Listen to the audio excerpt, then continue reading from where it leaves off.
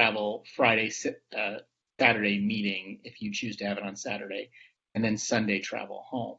And so I think that bears some discussion as to how the task force would like to approach the meeting setting when we can start to convene in person. The other issue that needs to be addressed is,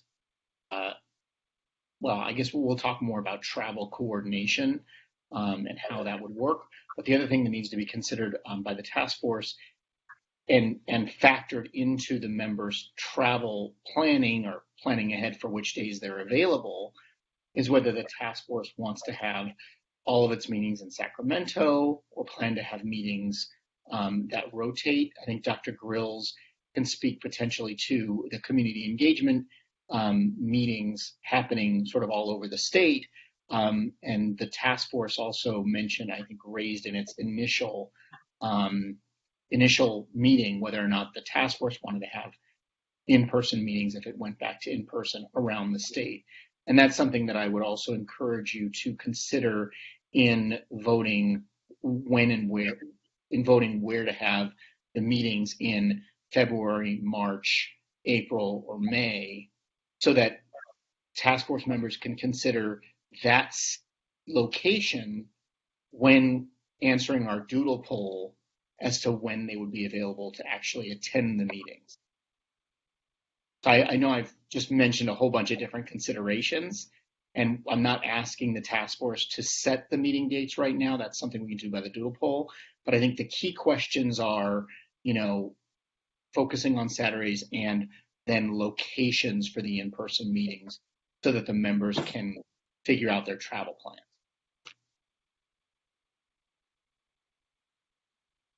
Well, I wanted to raise something, and I'm not sure if it further complicates anything, but so once we meet in person, we then have up to 10 reimbursable meetings left. And based on the public hearing proposal that we adopted earlier on in this process, technically starting in January, if we include the technology and health panels, we would have 1, 2, 3, 4, 5, 6 meetings left. So I say that to say, I'm not sure if this is the time to do it. Maybe we can take the time to do this in January, so we have some time between now and January to rethink the public hearing proposal that we adopted, because it seems as if we now know that we're working with a bit more time in the sense that we have those 10 meetings that are reimbursable. And so the meetings themselves may need to be restructured. Maybe we don't need to have 2-day meetings back to back anymore.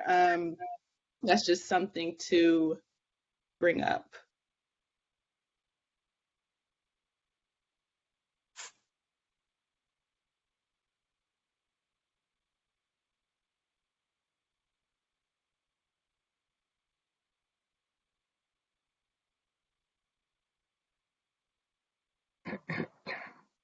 If you're looking for a comment, I agree. If you're having in-person meetings, I think we'll be able to tackle far more information in person versus the current situation on video. We'll have to revisit that. But in terms of possible action items for this particular agenda, Attorney Newman, again, we're not going to decide the potential dates here and now. We have to revisit through a doodle poll. So I'm actually kind of unclear as to what potential action items should come out of this, other than, I'm just unclear about a potential action item. I think this is just kind of like an information item. Well, sure. I think that the biggest potential action item that I think we would need direction on, so when we circulate that doodle poll, if the task force would like to plan to have meetings all in one location, or have meetings that go to different locations.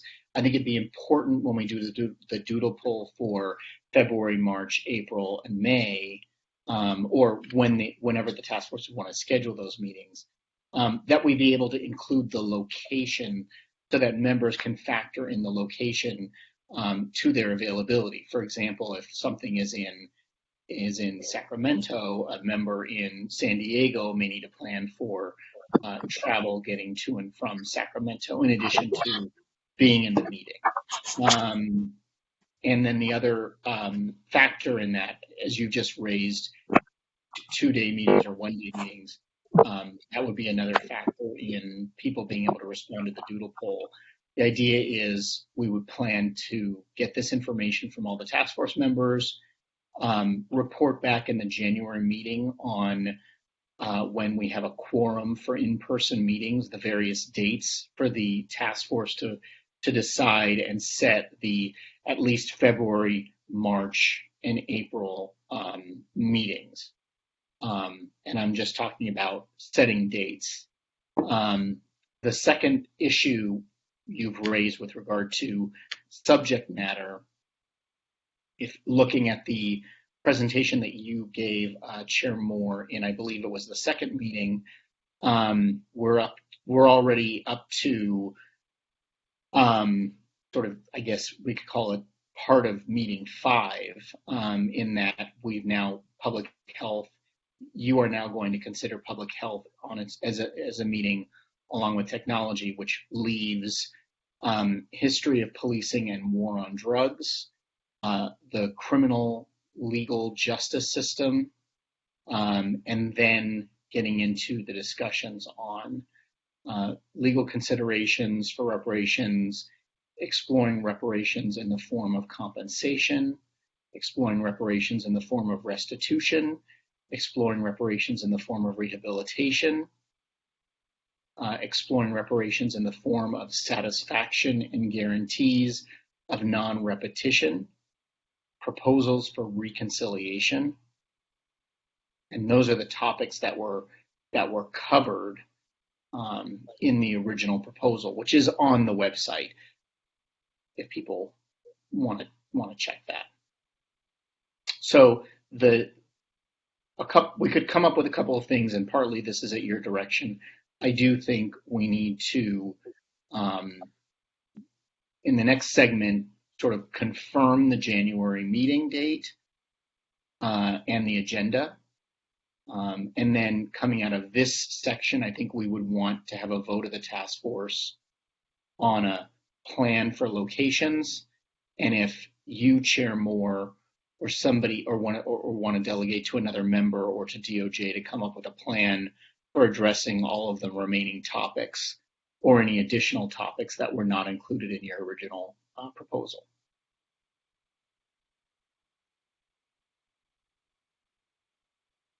Okay, thank you. And that was helpful. So I guess we could maybe start the conversation, unless other people have any comments or questions for Attorney Newman about the idea of whether once we have to start meeting in public, do we want to meet in one single location or the other alternative with meeting, wherever we are, but obviously with the caveat that that location has to be open to the public. But then for me, that begs the question about, if we are all in different locations, which is, fine with me, how are we going to, stream it? Make sure that, that we'll talk about that later. But anyways, let's just stick to the basics about what are our feelings around meeting in one central location or the other alternative. Does anyone have any strong feelings around that? Let me get a clarification here. Yes, please. Mm-hmm. So I just want to know what is the other alternative? Is the other alternative that we meet separately, or that we meet together in a place that's not Sacramento? That's a great question, and I can see I was a little bit maybe garbled. So there's really two options, and I'm speaking now macro options. There's two options. One is pick a place and meet there, maybe Sacramento, and all of the meetings will be in person in Sacramento, or choose to have the meetings on a sort of rotating basis where it's still the entire task force meeting together, but having that location change. So the task force meets in Sacramento for one meeting. The next meeting is in the Bay Area. The next meeting is in Fresno. The next meeting is in Los Angeles. So those are the two options I'm talking about now. What I think you may be asking Member Holder and Member Chair Moore, you may have mentioned. So there is a whole separate conversation about if somebody can't make it to the meeting in person or isn't able to travel or just doesn't. That's part of going back to what I talked about yesterday, and we'll have more discussion of that in our one-on-ones and in our next meeting. There is a process. You'll have to, if you are not able to make it to a meeting, or not, in advance you're not going to be able to make it, for example, and you let us know, we will need to arrange for a location for you to call in from. And that location will have to be known well enough in advance to be included in the agenda that is circulated to the public. And you will have to sort of take the call to participate in the meeting from a location that's open to the public and accessible. And we'll clarify that more, but this is more of where does the task force as a whole want to plan to meet in person. Thank you for that clarification. Sorry, I kind of mixed two different conversations in one. So I understand. So now I guess the discussion is whether we want to meet at one singular place, as Attorney Newman said, particularly in Sacramento, for example, or do we want to have the locations be in different places, like in a rotating basis? So I guess that's the discussion we're having right now. And I guess to move the conversation along, if I would have to choose, I think it would be good to have locations be rotated out. So we have a hearing in Sacramento, we have a hearing in Central California, we have a hearing in San Diego, LA. I think that would be great for the benefit of the public. I would agree with that as well. I think if you want the greatest community outreach and participation, I think those meetings do need to rotate. And I concur. Mr. Bradford and I probably serve on several committees where they deliberately make sure they go northern, southern, and central California so that we get the most exposure. But most important, give everyone in California opportunity as best they can to come to meet with us on important issues in person. And so that's why we try to be in as many places as physically and humanly possible. So would anyone, Member Holder, you're recognized. Yeah, I don't want to drill down yet or get in the weeds. But the other thing is, because of some of the testimony we're receiving about certain locations, we've heard testimony about Sugar Hill, Allensworth, certain locations across the state that have historical significance. I think we should think about proximity, our meetings' proximity to some of those locations, and tie our meetings to that's a historically significant geography. But, that's a longer conversation. Madam Chair, I support rotation and proportionality. Agree. So would anyone like to entertain a motion around this issue? I move that we would rotate the meetings and make it proportional. Is there a second? I couldn't hear the last part. I heard the rotating, but what was the last part? Proportional in terms of location. North, south, central, I think he means. Okay. Yes. Second. So it has been properly moved and seconded that once we begin to meet in person, we will rotate the locations throughout the state of California and ensure that those locations are proportional.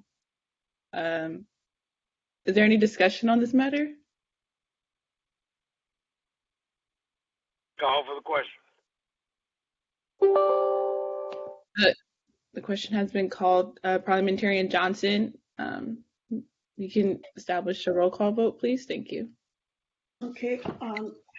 If the question has been called, so I need to first vote a vote on ending debate, and then after that, I will go to the motion, the main motion.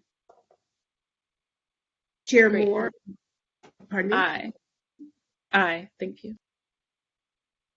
Vice Chair Brown. Aye. Member Bradford. Aye. Member Grills. Aye. Member Holder. Aye. Member Jones Sawyer. Aye. Member Scott Lewis. Aye. Member Tamaki. Member Montgomery Steppe. Aye. Madam Chair, there were 9 votes cast, 9 ayes and 0 nays. Call the question.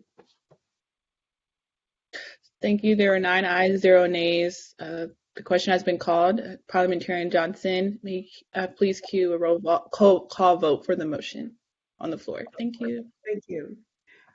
Chair Moore. Aye. Vice Chair Brown. Aye. Member Bradford. Aye. Member Grills. Aye. Member Holder. Aye. Member Jones Sawyer. Aye. Member Scott Lewis. Aye. Member Tamaki. Aye. Member Montgomery Steppe. Aye. Madam Chair, there were 9 votes cast, 9 ayes and 0 nays. Thank you. There are 9 ayes and 0 ayes, so the ayes have it and the motion carries. So we're still on the same agenda item. Just wanted to make sure we got some action through early on in this discussion. What time? 3:22. Okay, so Attorney Newman, I'm going back to you, excuse me, for a review on what is left for this part of the agenda, what is still unresolved. Sure. So based on the vote to have a rotating basis, the next question is where to have the meetings. And the task force can either right now pick, and it's totally up to you. You could pick 5 cities and do 2 meetings in each city, or you could have 10 different cities. You can have that discussion now, obviously, or you can delegate that to somebody. Chair Moore, you gave the presentation in the first meeting about the different meeting topics.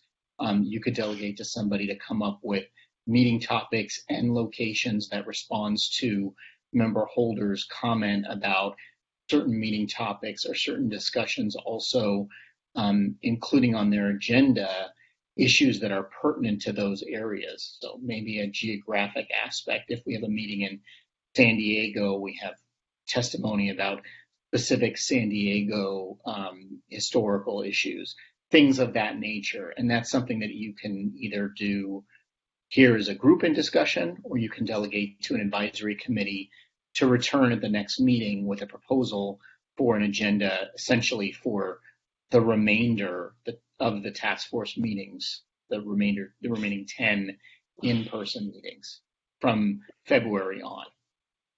Yeah, absolutely. Thank you. That was actually going to be a suggestion for me, that an advisory committee is formed to start to rethink how these future meetings should be restructured, if at all, and the component around where should the locations be for these particular meetings. I can volunteer for that. I was also thinking if member Scott Lewis or member Monica Montgomery Stepp would be interested. Um, I think maybe since I I did the presentation, I should probably be a part of the committee just so I can impart my thoughts. But if either member Scott Lewis, I don't know if you were interested in being part of this committee, that would be good. Or Yes. yeah, okay, Yeah. great. Okay, cool. And so that, I guess that's, can I give a motion? I'm the chair, but I just wanted to okay, great. So I move that an advisory committee is formed that will consist between myself and member Scott Lewis, where we will look ahead and look towards restructuring the public hearing proposal, and then also presenting to the task force ideas for locations for those meetings. Okay, so that's the motion. Is there a second? Second. So it has been properly moved and seconded that an advisory committee will be established that will consist between me and member Scott Lewis, and we will work on giving a presentation at the next January meeting about location ideas for the next for the remainder of the hearings and the substantive content of those hearings. Is there any discussion on this matter?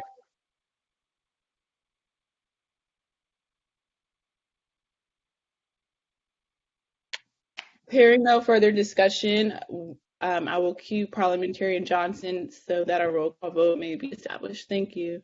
Thank you. I will call the roll. Chair Moore, Aye. Vice Chair Brown, Aye. Member Bradford, Aye. Member Grills, Aye. Member Holder, Aye. Member Jones Sawyer,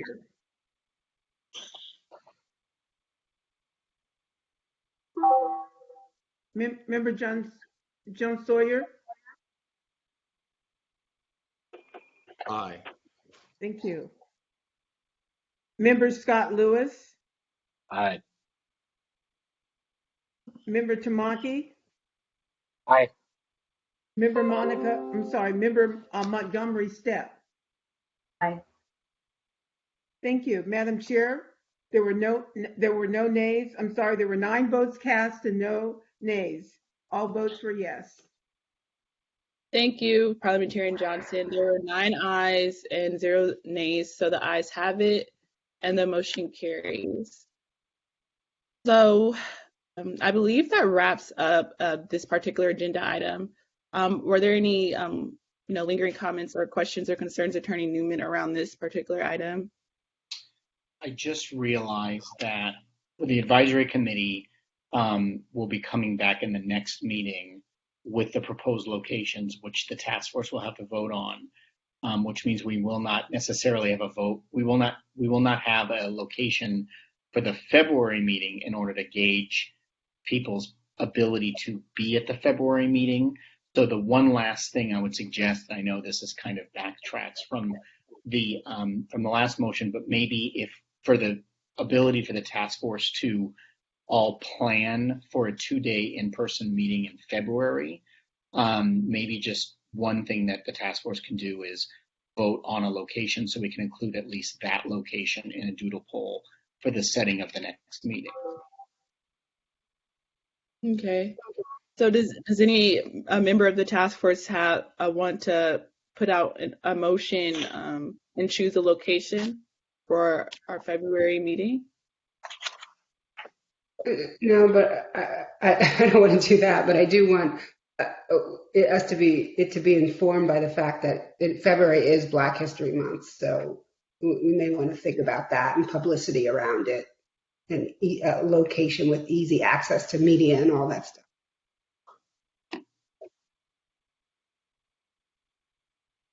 Well, maybe Oakland or something, since it's Black History Month. It has a lot of Black history there. It's an idea.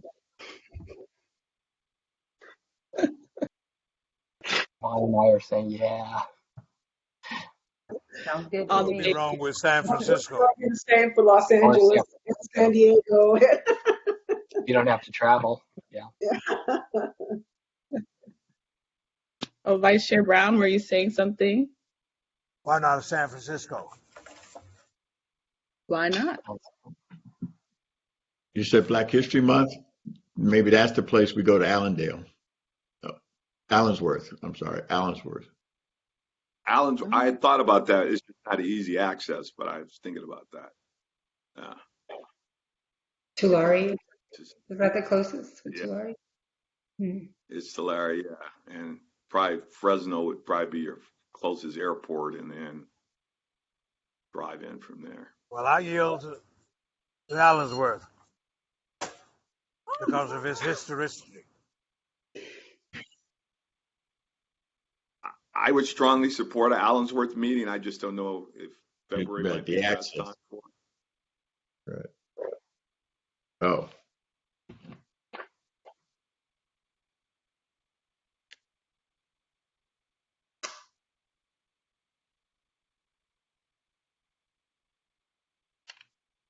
I don't know. I'm checking the chat. People are saying Fresno, El Centro, Leimert Park, California African American Museum, Central Valley. Um, I'm down to go anywhere, to be quite honest. So, if anyone wants to, if we want to just put a motion on the floor and then we can discuss, we can do that. Attorney Newman, you're suggesting that this be done now, right? Yeah, well, I'm suggesting that we set the meeting at least for February so that we can circulate the doodle poll and in the materials for the January meeting include the dates for the February meeting and the location for the February meeting for public notice purposes. Dr. Grills, do you think the communications team will be sort of up and running in time to really advertise a February meeting? If it was, let's say, if it was in a place that was a little bit more remote, like Tulare, to get the media out there and to get the public out there, Yeah, with it being a little bit more remote, they would be wanting to do probably more research to figure out what are the best avenues for communication to reach, not the easy to reach, but the harder to reach folks who are kind of off the grid of typical media platforms. So it's possible, but I really couldn't speak for them. I think remote makes it perhaps a little more challenging. so let's go back to the California African American Museum, which has parking. It is a state facility. You don't have to worry about access or even trying to get it scheduled or putting it on the agenda. And it's only about 100 feet from my office. I was going to add that he could walk.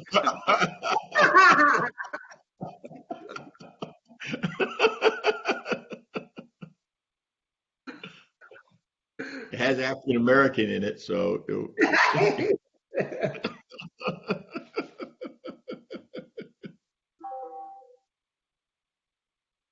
I would agree with Mr. Jones Sawyer. I think LA might not be a bad place to kick this off. You'll have greater media access with maybe the best possibilities of getting great coverage. And LA, for the most part, is easily accessible. And then we could venture out in other parts of the state after that once we roll this first meeting out. Member Tamaki, excuse me, you're recognized. Okay. I agree with that proposal. And I think Allensworth, when we think about it, has the potential for maybe even a bigger media splash if it's planned. I mean, the Central Valley is hard to get to. And I don't know if it's changed recently, but even flights into Fresno, it's easier to drive there if you're in Northern or Southern California. But if there's an opportunity, even for, this is outside the meeting, but for task force members to visit Allensworth and then provide, I don't know what's there, but even if it's a ghost town, to provide some visuals and maybe a historian, and then line up the television cameras. I think it's a great story, and it sort of encapsulates, one of our major purposes in a very stark way. But I think it has to be planned, and the media needs to be prepped, and so they can plan. So I think it has the potential, really, to be a high potential event for public to be informed. So I love that idea, but I think for the February meeting, LA makes a lot of sense. So would anyone like to entertain a motion at this time?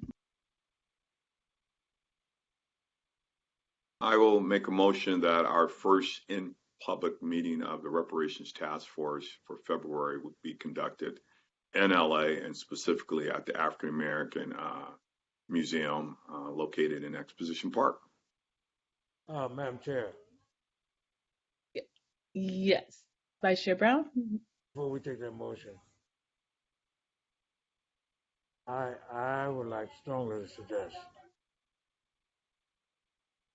that we need to have a significant presence here in Northern California, and specifically San Francisco, because in terms of the presence and protests against this evil of injustice and racism, the epicenter in the last 50 years or so was here in San Francisco. W.B. Du Bois celebrated his 90th birthday here before he went to meet Chairman Mao and ultimately settled in Ghana. When Paul Robeson first came back to the United States, after this nation had messed over him because he stood up for justice and telling the truth about enslavement, his appearance was at Third Baptist Church, 1957, July the 26th, when no one else would even speak to him. And then, first black pastor of the oldest predominantly black Baptist church in the Western United States, Charles Satchel, who's the great-grandfather of Shirley Graham,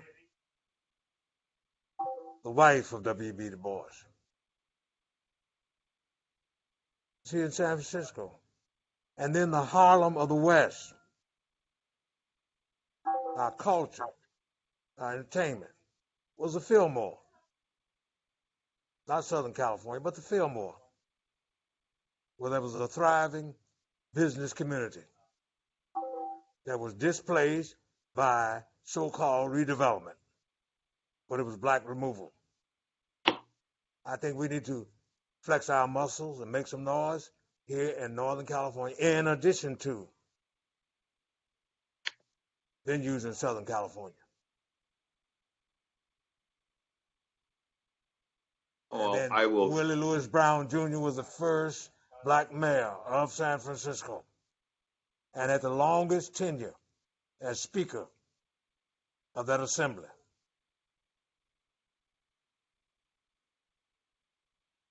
I'll respectfully withdraw my motion.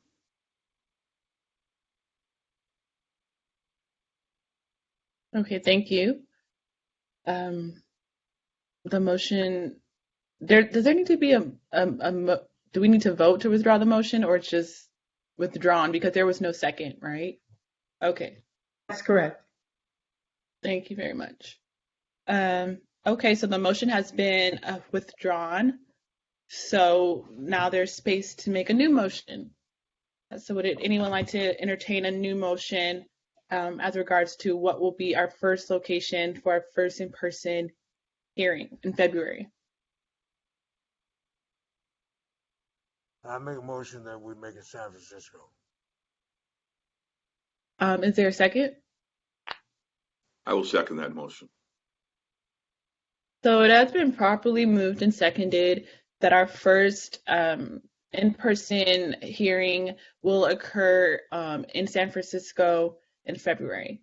So now we'll have discussion on this matter. So I have a question to Vice Chair Brown. Is there a particular location in mind that you have in mind for the city of San Francisco? No, we can arrange that. Yeah, we take care of that. Okay, Yeah, great. with I was all the just curious. convenience. And I don't care whether it's San Francisco, LA, Central, or whatever, just that we meet somewhere. I just want to go on the record that Los Angeles's record is just as esteemed as San Francisco. Central Avenue, the Watts riots, the 92 riots. Martin Luther King was met at the airport by Kenny Hahn when nobody else would meet him there.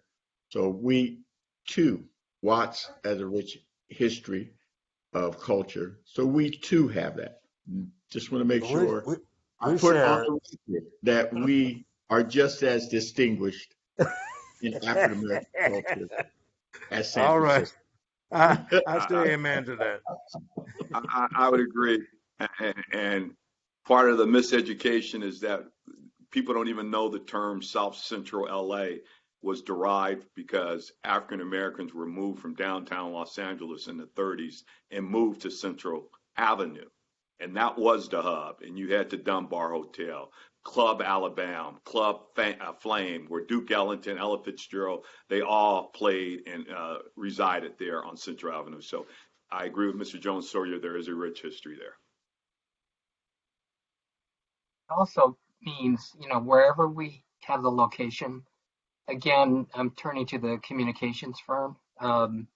It would be good to build the publicity and the outreach around the locale. I think it's a great local story, for one thing, if you were in the media, to highlight the history and the meaningfulness of the task force meeting in that particular locale. So I think the same principles apply to every location, if we could do that. Well, why not? We have our second one down in Los Angeles.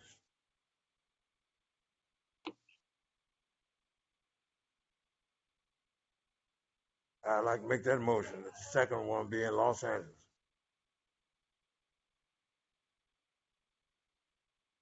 We still have to get through the first motion, and just to be clear.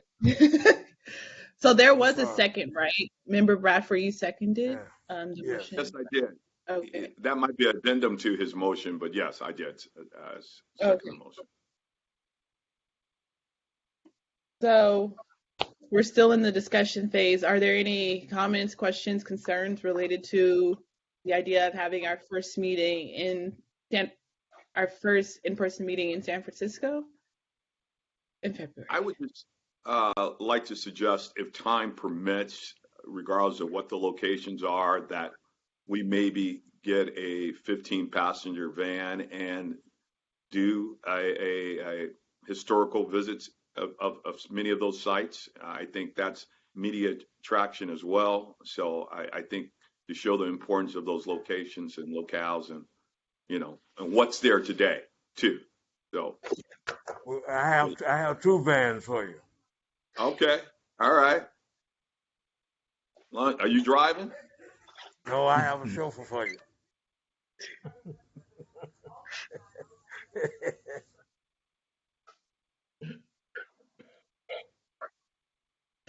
So is there any other discussion on this matter? Should I throw Oakland in the mix just to? We include them too.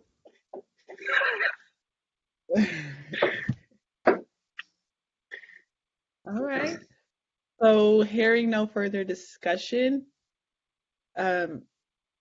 I'll take it to Parliamentarian Johnson so that a roll call vote will be established. And again, the motion on the floor is that we will have our first in-person hearing in San Francisco in February.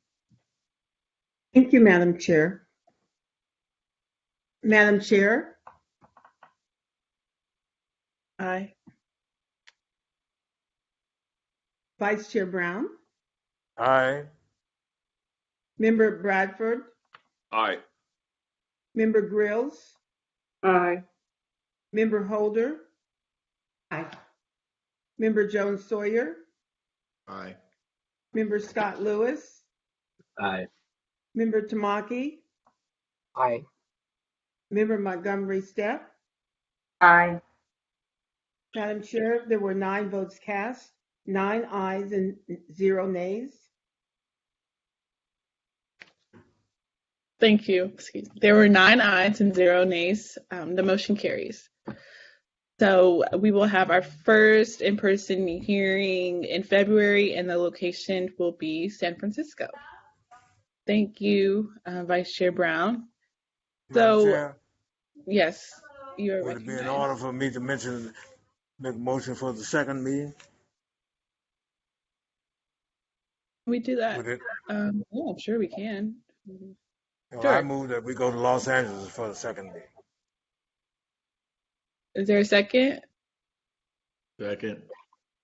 Okay, it has been properly moved and seconded that our second in-person hearing will occur in Los Angeles. Is there any discussion on this matter?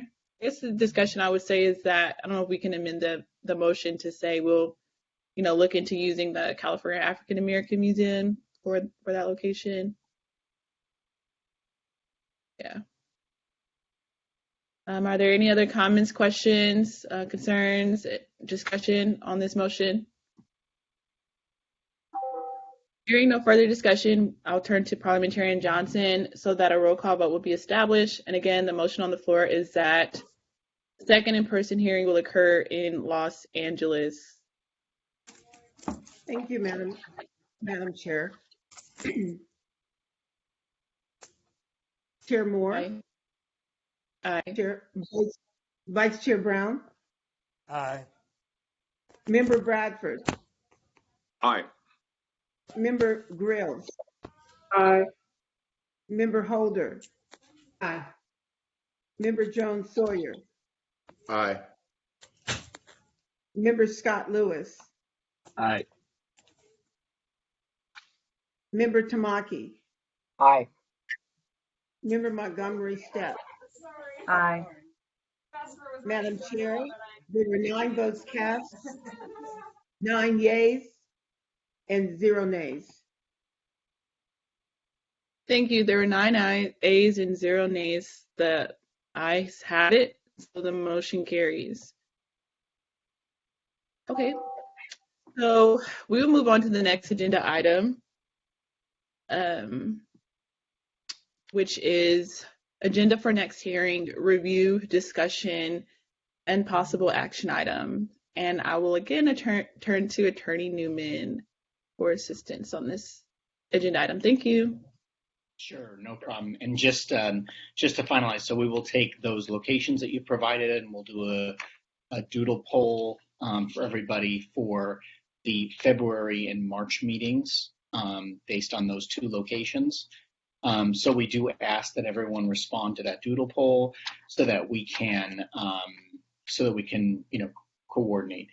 And keep in mind, and again, one of the issues I think Chair Moore that needs to be addressed in this meeting is the information that we obtained from the doodle poll was that January 27th and 28th is what worked for a quorum. We did not get a full response. So I don't know if you had wanted to raise the question of whether the 28th and 29th should be considered by the task force. As a reminder, this will be a virtual meeting. So I don't know if you want to take that question first or if you want to walk through the agenda first.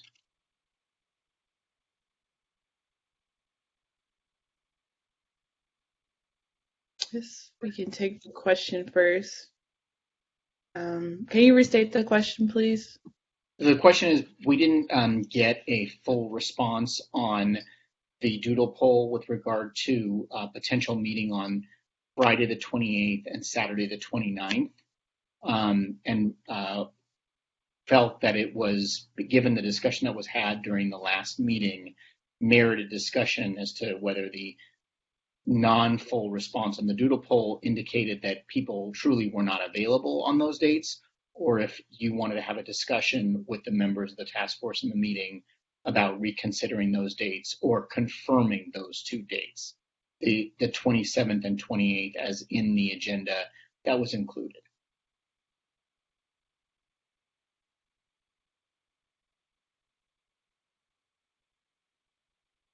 Oh, you're muted. I can't hear you. Chair, you're muted.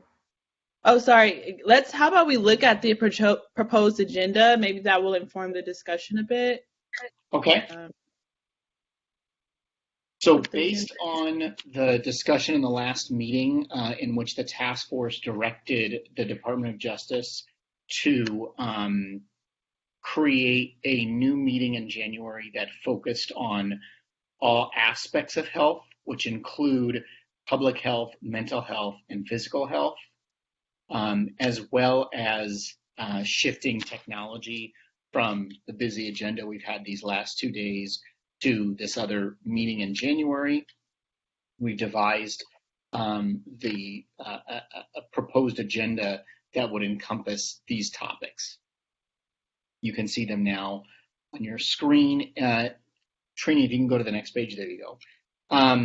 So in the agenda as proposed, the first day would include a morning panel on discrimination and technology and an afternoon panel on public health. The second day would include a morning panel on mental health and an afternoon panel on physical health. The additional items that we've included on the draft agenda are an additional discussion on community of reparations, in which we would seek to invite Secretary of State Shirley Weber, based on the vote the task force took in the last meeting, and potentially additional legal and other experts on the issue of reparations, including lawfulness and things like that, that have been the subject of discussions.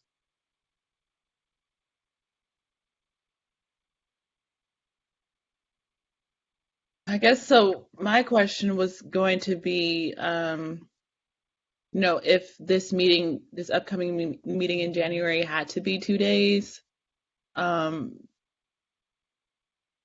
But now that I see, the agenda, it seems like it might have to be, but maybe it doesn't. I'm wondering if there's a way to reconfigure the agenda so that it's just one day, so that that adheres to what people have already said they're available for, that one particular day, right? I'm sorry, just to clarify, according to the doodle poll, we have a quorum on both January 27th and January 28th, handling the meeting virtually. It still will be virtual. The question that was pending was, we did not get responses that indicated a quorum on Saturday the 29th. And so that was really, the question is, did the task force want to address whether there would be availability on the 29th and schedule the meeting for January 28th and 29th instead? And again, the reason we're asking this is because we didn't get full responses on the doodle poll, and also since we're appearing virtually in case people wanted to reconsider their availability. Okay, thank you for that clarification.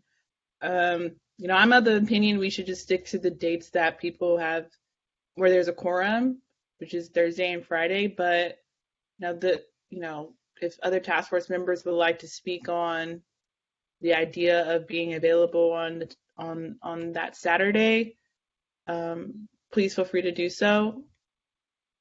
I agree with you. I agree. If we've already done the legwork to figure out those days, let's stick to those days. We can do it on a Saturday at another time. And it definitely seems like this needs to be a 2-day meeting. Mm-hmm. I agree. So, I guess I'll put a motion on the floor just to get things moving. That now our next hearing will be on the 27th and the 28th, which are the dates that a quorum has already been established. And so by virtue of that, it will be a 2-day virtual hearing. Does that motion satisfy the concerns, Attorney Newman? Yes, it does. Okay. Chair Moore, I'll second. Okay, thank you, Member Montgomery Stepp. So it has been properly moved and seconded that our next hearing in January, which will cover all aspects of health and technology, will be a 2-day meeting on 27th and 28th, which is a Thursday and a Friday. That is a motion. Is there any discussion on the motion? Hearing no discussion, I will turn to Parliamentarian Johnson so that a roll call vote will be established.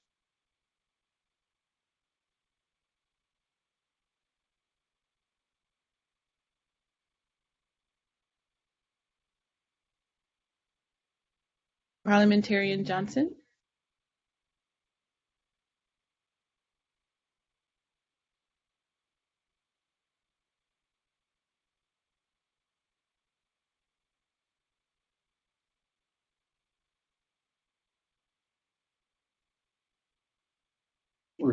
I'm trying to check and see if there's a technical issue.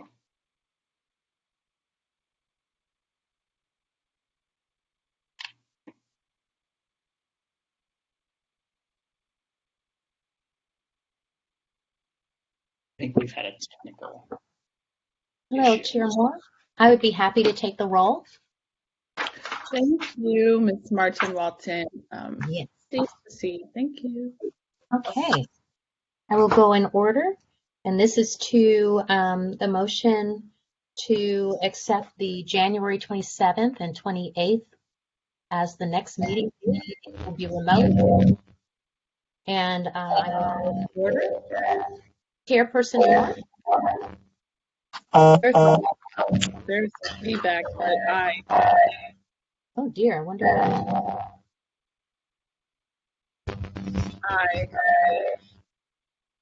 Chairperson. There's some feedback. I don't know if everyone can mute who's not talking until you need to vote on the motion. Okay. Oh, that's better. Member Bradford? Aye. Member Grills? Aye. Member Holder? Aye. Member Scott Lewis?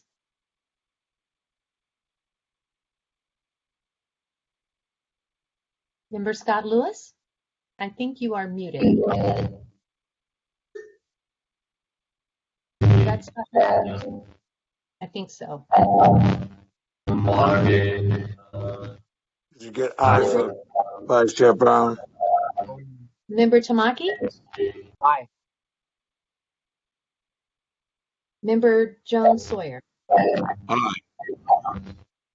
And Member Montgomery Stepp? Aye. Madam Chair, there are 9 members present and voting, and the motion passes unanimously. thank you very much, Ms. Martin Walton. Given that the motion carries, we will move on to the next item on our agenda, which is unfinished business. And so I'll turn to Attorney Newman for that, where we're going to have a conversation about whether or not we are going to approve Dr. Derek Hamilton's narrowed or renewed scope of work. So Attorney Newman, the floor is yours. Sure. Thank you very much. I think we're going to stop sharing the agenda just so everyone pops back into there it is. Okay. So this is just a follow on to yesterday's unfinished business from yesterday's discussion. You all heard from Dr. Hamilton about the scope of work, and the task force has to make a determination whether to authorize the Department of Justice to enter into an agreement contract with Dr. Hamilton based on this narrowed scope of work, as well as whether to direct the Department of Justice to find another expert or experts to come up with the calculation for reparations as set forth in the statute. So those are the two remaining items of unfinished business.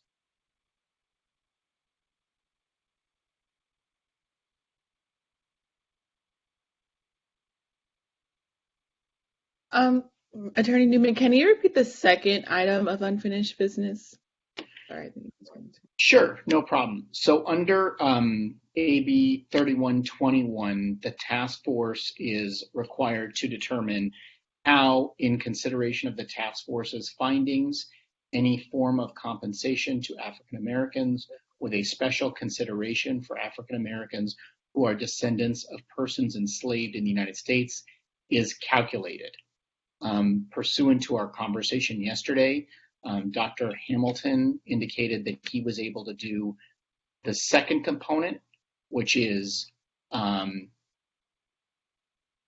how, in consideration of the task force's findings, any other forms of rehabilitation or restitution to African descendants are warranted, and what form and scope those measures should take, as well as what form of compensation should be awarded through what instrumentalities and who should be eligible. I think I misstated that, but it's subsection F of subdivision 2 of 8301.1 in AB 3121. So essentially, the task force originally directed Dr. Hamilton and planned for Dr. Hamilton to handle both the cost and manner of reparations. Based on the narrowed scope, he has agreed to handle the manner of reparations, and the task force still has to determine how to calculate cost.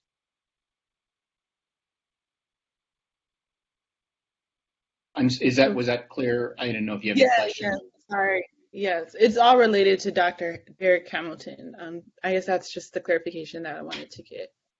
That's right. So, yes. So, yes, just as Attorney Newman said, so if you all recall I believe it was a September meeting, not the October meeting, it was a September meeting where the research office, Department of Justice Research Office, gave a presentation essentially asking us to approve Dr. Derek Hamilton as our economic consultant. And as Attorney Newman said, and this is in the presentation materials that the research office gave us, that Derek Hamilton would agree to do what's in the bill, subsection E and F. So, when we approved Dr. Derek Hamilton being our economic consultant and going through the contracting process, it was under the assumption, right, that he would, as Attorney Newman said, in consideration of our findings, help to actually calculate any form of compensation to African Americans with a special consideration for African Americans who are descendants of persons enslaved in the United States.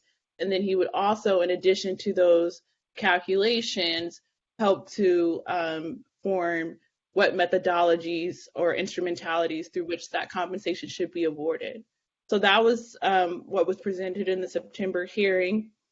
But fast forward to yesterday, Dr. Derek Hamilton essentially, communicated to the task force that while he's still able to deliver on subsection F, which is, coming up with methodologies or instrumentalities for which any compensation should be awarded, he essentially said that he will no longer be able to deliver on subsection E, which is doing the actual calculations for what any compensation should be. And he named that, there weren't enough resources presently in the given contract, that he felt that he didn't have enough time. And then he also pointed out issues of clarity, where he was unclear as to kind of how to tackle that part of the bill. And so now we're here, where now we have to have a conversation about whether we continue to work with Dr. Derek Hamilton so that he can fulfill subsection F, which is figuring out those methodologies and instrumentalities that I brought up. But then that begs the question of, if we continue with Dr. Derek Hamilton, he does subsection F, who is going to do subsection E, which is the actual calculations. And from my understanding, if we do continue to work with Dr. Derek Hamilton for subsection F, the contract would have to be reduced from, $90K to $45K, because he's not going to be able to deliver on subsection E and F. He can only deliver on one subsection. So that is where we are right now. Are there any comments, concerns, or questions, clarifying questions about where we are and how we should continue? Member Tamaki, you're recognized. So this is an inexpert, ignorant kind of question, but are the two concepts separable? In other words, my common sense thinking is you really can't calculate costs without having an agreement on methodology and instrumentalities. Because one follows the other. It sounds logical. And if we had two people, basically they would really have to work with each other. And there might be some disagreement. For instance, somebody who is calculating the cost might say, well, I don't understand the methodology. How did you do that? How does that make sense? And I'm just wondering if there are any inefficiencies in that. And then, I'm not saying we change everything up right now, but I'd like to know how much work he's been done already. And in other words, if he's done a lot of work, maybe it doesn't make sense to get somebody brand new in there. But the synchronization seems to me would have to be doable. But if he hasn't done any work, the good thing is we know early in the process before we have to tackle the remedies end of it. Maybe it makes more sense to have one person who devises the methodology and the instrumentalities, but then also has a sense of, okay, how do you calculate cost on this? It just sounds like there's trying to separate what might be inseparable. So I pose that. I had the same concerns. I fear that the work isn't severable. But Attorney Newby, can you answer the question as to whether Dr. Derek Hamilton has done any work so far in this? Sure. I think Tiffany Jantz from our office may be on. I would like to give her a chance if she can be promoted into being a speaker. But we have not, to my knowledge,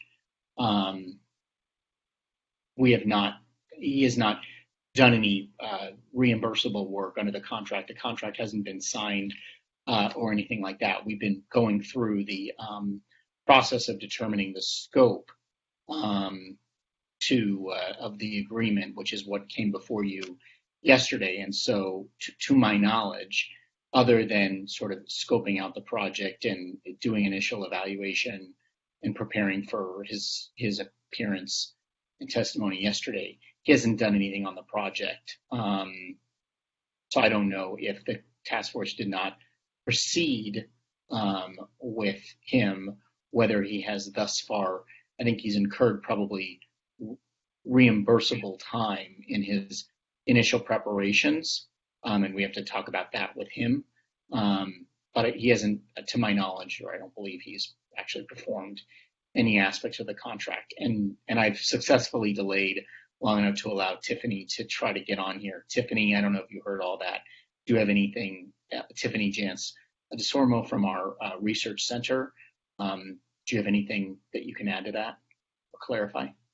I will just confirm what you've stated, that while we have sent a letter of retention so we could acquire a scope of work to be presented before the task force, there has not been a contract signed, and there has not been work done outside of the scope of work draft that he presented yesterday, to our knowledge.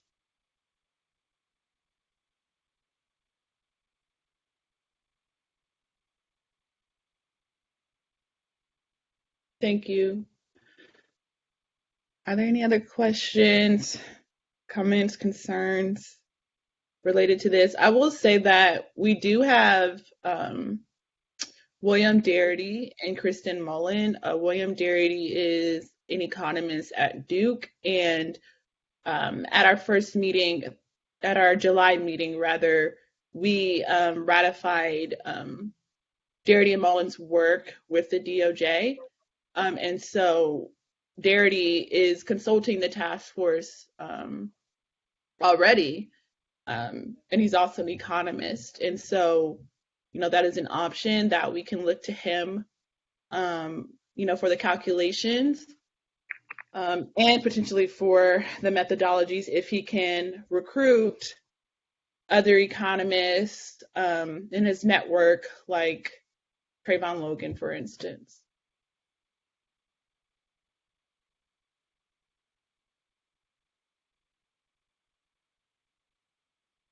In the book From Here to Equality, I mean, he has a number, and it's anywhere from 9 to 14 trillion. But it's 2 or 3 pages at the end of the book, basically.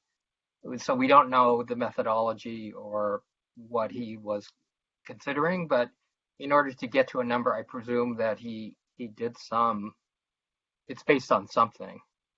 And so that's one concern, whether it's more efficient to have one person do this. And the other piece of it is the report is going to get a shot at. I mean, it's going to be highly scrutinized and criticized and really taken apart. So this part really has to be, it seems to me, a first-rate expert in this area. I mean, Darity has stature for sure. So that would be consideration. But beyond that, I'm pretty ignorant. Maybe Siobhan Scott Lewis that knows Hamilton and knows Darity and, could comment. But I'm just worried about breaking it up. If you split it in half, for all we know, the calculation part might be more time and cost than the other part. And there's not enough money on the back end. So that would be another consideration. It's not as if the thing could be neatly severed, divided 50-50. It may not be. So I just throw that out. And I'm of agreement with Mr. Tamaki. The bifurcate this work, I think, is the wrong road to go down. I think it does need to be done by either one person or under one roof for sure, because there needs to be great coordination and moving forward on that.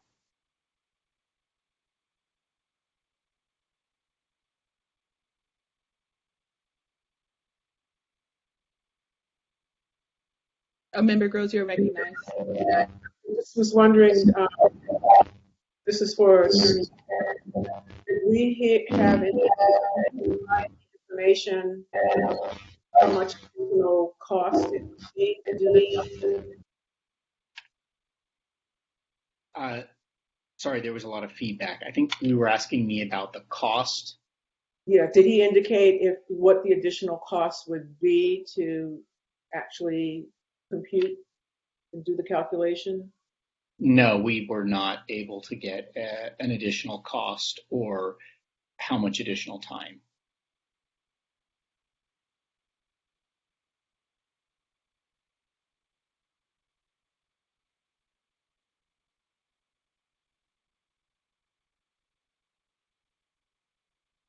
I'm also proposing that this could also be potentially an advisory committee,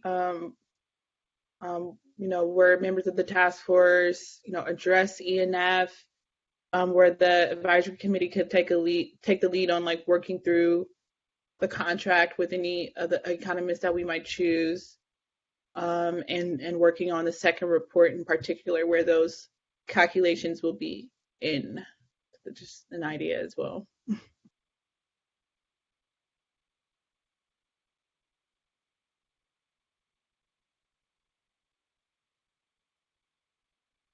But, you know, are there any? Oh yeah, Member Scott Lewis. Go ahead. Thank you. Those are lucky. Oh, yeah.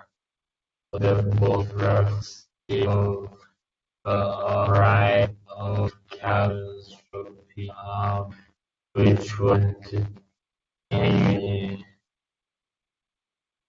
see. He sounds like a robot. What? I don't Or know. am I missing something?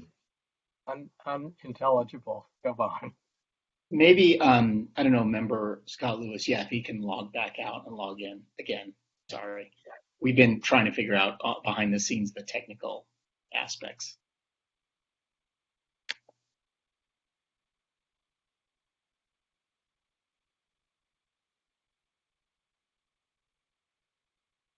If he's unsuccessful, he can also type his comments in the chat.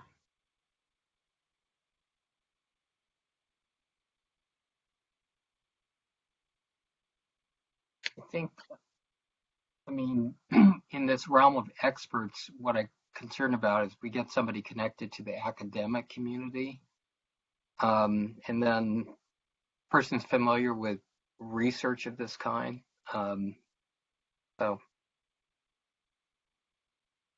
I think, yeah, that's why I was thinking we turn to Javon on this. I'm back. Can you hear me now? Yeah. Yeah. Yes. Okay. I had to log back in. That classic move. No, I just wanted to say that, you know, Member Tamaki earlier mentioned Sanidarity's book, and in the book he draws on several economists who have various models. So in other words, he's coming to his conclusion not just by his own calculation, but by thinking through several other calculations. And I just wanted to bring up that one of the models that he relies on is actually presented or provided by Thomas Kramer, who we had as a witness a couple of meetings ago. So it might be worthwhile to maybe reach out to Kramer and Darity to think about the scope of what kinds of models might be out there and what the community of economists might be that will be reliable. But I agree that I think we shouldn't bifurcate this duty. They are related, and so given Dr. Hamilton's limitations, I believe that we should be looking for a new economist or a team of economists actually who might be willing to do these calculations for us. Member Groves, you're recognized. Yeah, I agree with Member Scott Lewis. I would just caution us from characterizing his statements about this as his limitations. I think he's trying to share with us some cautions about really what it takes to do a careful set of calculations that are aligned with how we are defining some of the factors that would go into an understanding about cost. So I wouldn't call it a limitation. I would call it, perhaps he's offering some caution to us about exactly what it does take to do this and to do it well, and to do it in a way that minimizes some of the negative, feedback that we're going to get on everything we do. I mean, we should just anticipate that even how we dot an I and end a sentence with a period will get critiqued. Duly noted. Thank you, Member Groves. Are there any other questions or comments or concerns? If not, we can entertain a motion. And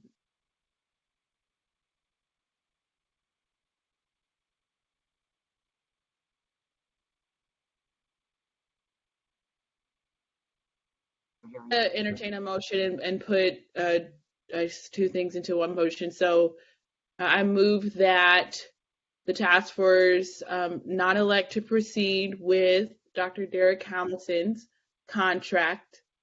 And in the alternative, we communicate and contact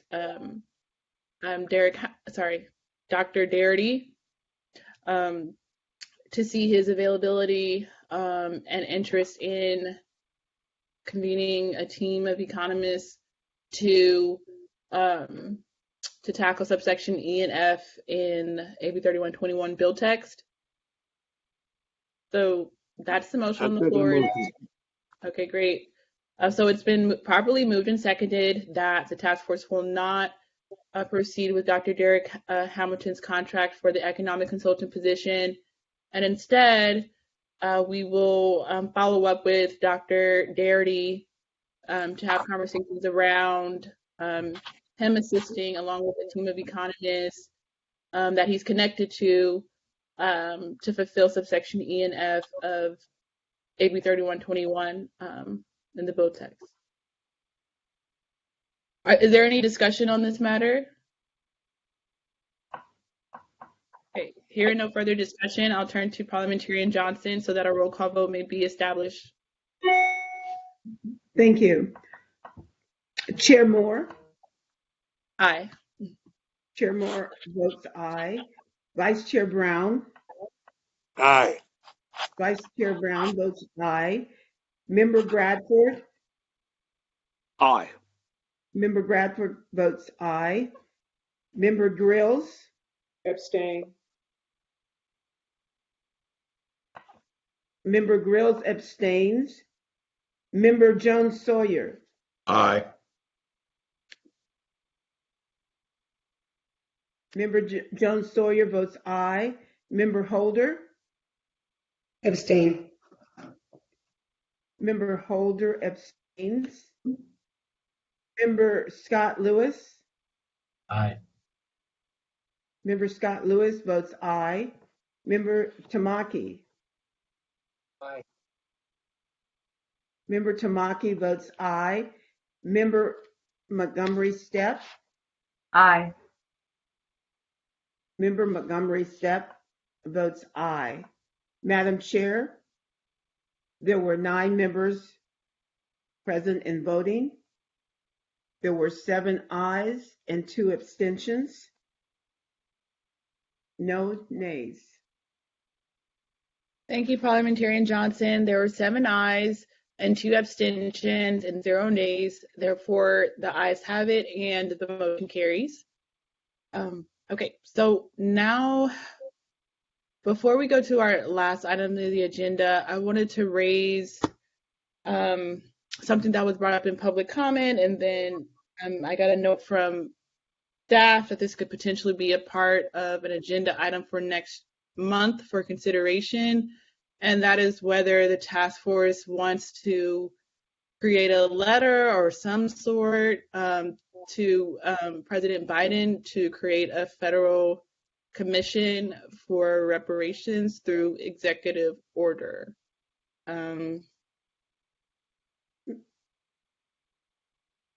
Madam Chair, that item, that is not unfinished business. That is an item that you need to agendize for the next meeting. Oh, sorry. I guess I read the text wrong. I thought the staff members suggested that could be addressed in that section. Okay, so that means there isn't any space to discuss that then, because we don't have. We moved on from that already. Right. You actually, it would have been included when you were setting the agenda initially. So if you want to go back to that, but it's not unfinished business because it was never on the agenda. But the agenda itself for January was agendized, and so you can amend that. You know what you had proposed as a topic for the agenda for January. So you're saying I can go back if I want to? Yes, you can go back to the agendized item. Yes, which was the agenda itself for January. That's correct. Oh, okay. So I guess since I brought it up, I'll just go back and bring it up. You know, I'm not wedged to this at all, so I can just put a motion on the floor, and if it goes somewhere, great. If it doesn't, great. Right. So It sounds like you want to do is add that topic to the agenda for January, correct? yeah. Mhm. Okay, so that's what you want to do, is just move to amend the proposed agenda to add that topic. You know, before you make the motion, can I just make a comment or suggestion? I think that the letter that you're talking about actually falls into a broader rubric about low-hanging fruit items that the task force can take up right now, iteratively, before we come up with our final recommendations. So maybe we should just have a discussion about that, and this letter could be included under that.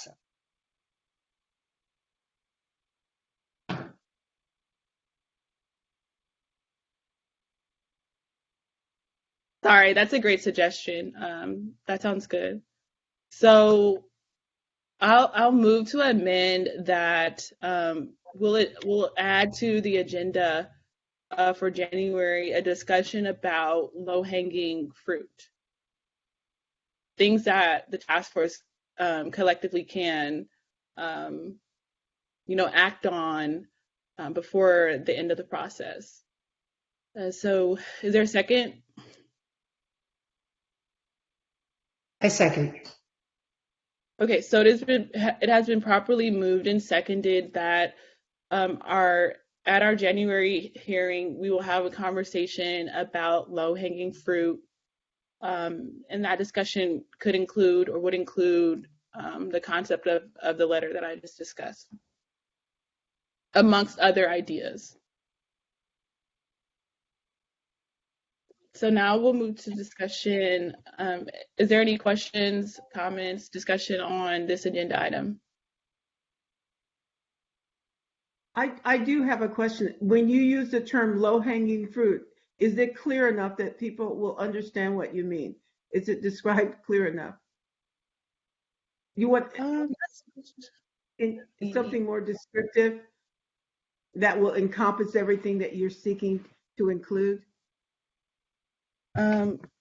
Sure. Yeah, the low-hanging fruit concept is based on what we found in this in a racial equity guide that we received early on in the process through Ohio State University. So they came out with like a racial equity guide for these types of commissions that are dealing with these types of issues. And in that report, they had a whole section around low-hanging fruit. So essentially that means what are some tangible things or work products that a task force or commission of this capacity, what can we act upon before the end of the process, before the final deliverables of the reparations proposals? Is there something that we can do that's small or tangible, in the middle of the process, that we can advertise as a win by the task force? If anyone else wants to share their thought or their ideas about what low-hanging fruit could consist of, that would be great as well.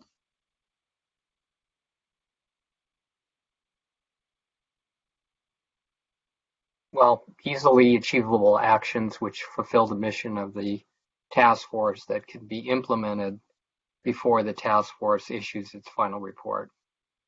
Something that needs immediate attention. Well, things that are doable that the task force can vote to do, that doesn't have to wait to the end of the process. Thank you. That was very well said. Thank you, Member Tamaki.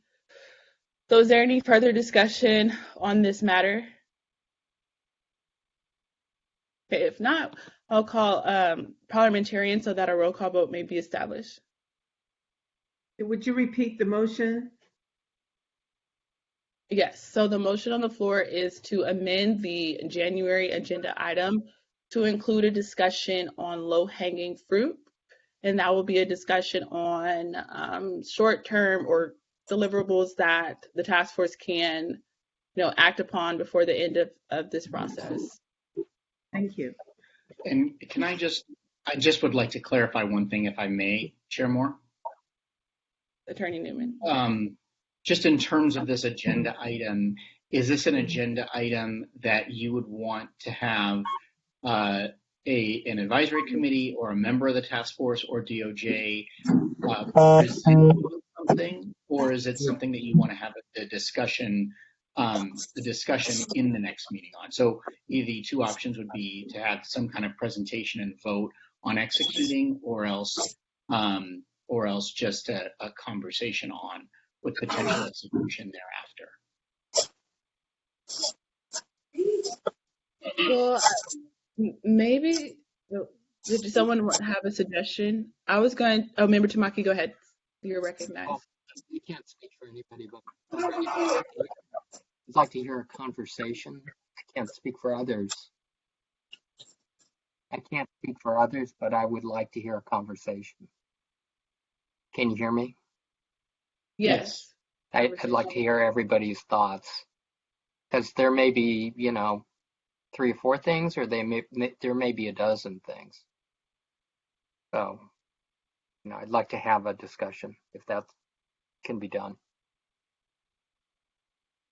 And I'm not sure if it would be too much work, but is this something the staff can assist us with when we have this conversation? Maybe can pull some examples from the racial equity guide or other areas and kind of give the task force some examples of what, low-hanging fruit, is in other areas or in other similar commissions that could potentially inform us. I can also do that research, but again, I don't know if that needs to be an advisory committee or if the staff can commit to doing that.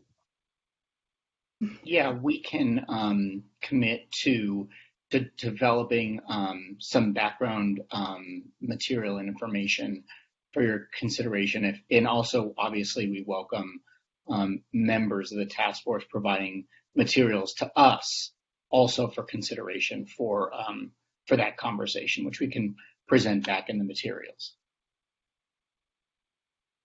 Yeah, Ohio State had, sponsored by the law school, had a commission, Truth and Reconciliation Commission, in which they discussed this very topic of early victories, they called it.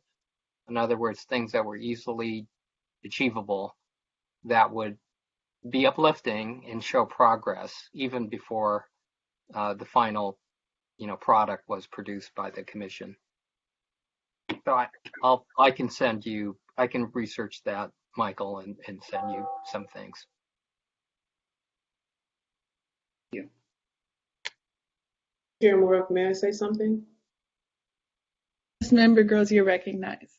Yeah, so I also, when I was the co-executive director of the LA County Blue Ribbon Commission, we also did a similar process where we had some quote unquote low-hanging fruit that by the time we submitted our interim report, we were already beginning to change some practices and procedures within the county. So it is possible, it is doable. I would suggest that we look at the testimony we've already received to see what the low-hanging fruit is there, that we look at the draft findings for the first report to discern what might be low-hanging fruit there as well. Because they will have already articulated the issues, the landscape, the opportunities, if you will. Okay, great. Thank you. So there's, a motion on the floor. It's been properly moved and seconded, and I think the conversation around, a staff assisting us with starting that conversation, I don't think the motion has to be amended. So, and then we're also taking into account the comments of Grills and Tamaki. So The motion is on the floor, and so now I would like to call Parliamentarian Johnson so that a roll call vote can be established. Thank you. Chair Moore? Aye. Chair Moore votes aye. Vice Chair Brown?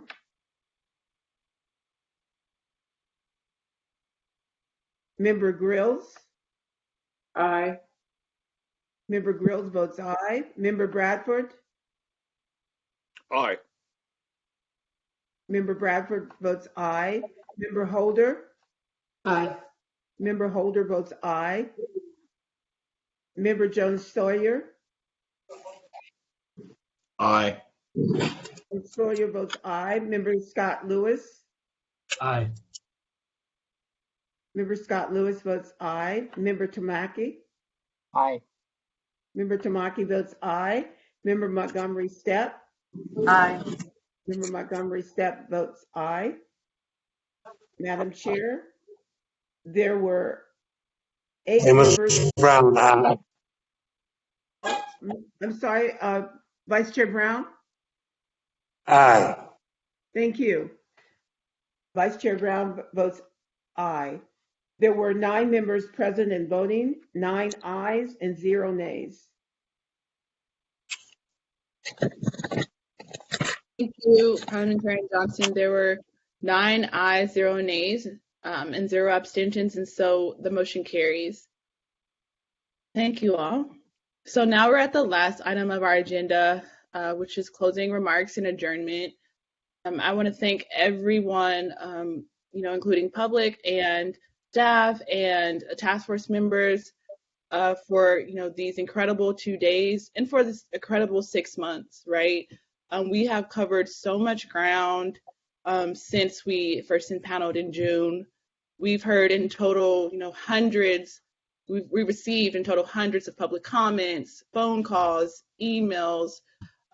We've heard from, experts in their particular fields and just everyday people about their lived experiences. And so I'm incredibly proud of us and what we've accomplished. This is the first in the nation effort of its kind. And, we are just architecting this process as we go. And so, I want to thank everyone for having grace about this process and having grace with each other. And now I'm looking forward to the next phase of this process, particularly when we start meeting in person and building relationships with you all. And I'm sure the public is looking forward to that as well. So those are the closing remarks for me. If there aren't any other closing remarks for other members of the task force, I would like to adjourn until next year. And I hope you all have a great holiday. Oh yeah, Vice Chair Brown, you can close us out. I want to thank everyone and commend you for the great leadership you're giving and for the sweet atmosphere that's on the waves in every meeting.